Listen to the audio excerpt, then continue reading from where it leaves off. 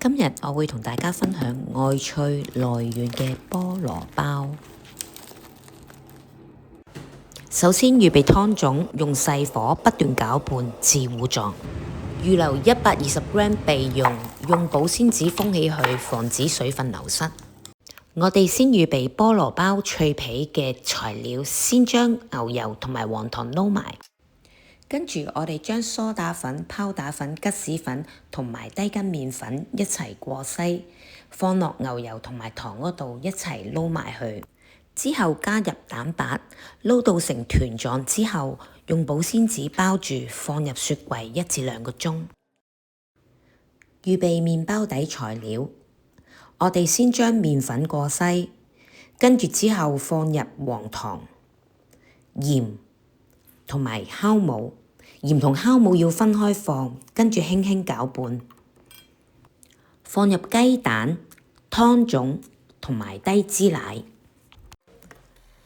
將所有材料攪拌埋一齊，跟住呢，我哋就可以放入牛油啦。攪拌麵粉都需要一段時間嘅，我哋嘗試隻手搽上油，輕輕將麵粉拉薄佢，睇下成唔成薄膜。如果好似而家呢個狀態，咁就可以啦。將麵粉攞出，由外至內不斷翻滾，至到光滑。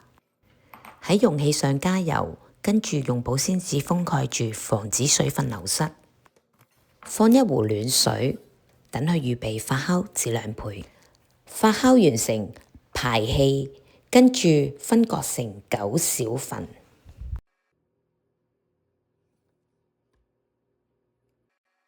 之後將佢搓成9個小粉團。完成後鋪上保鮮紙，最後一次發酵至1倍大。呢個時候我哋攞返個菠蘿皮出嚟，分開9份成為波波狀態，再雪返落雪櫃備用。粉團發酵至1倍大之後呢，我哋就預備上皮，上下保鮮紙夾住脆皮壓平，跟住就可以放上粉團上邊啦。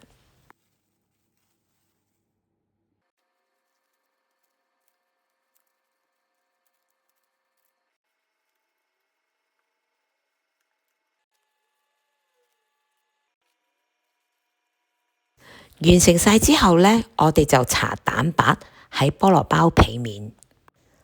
而家放入已經預熱咗180度嘅焗爐裏邊焗佢20分鐘。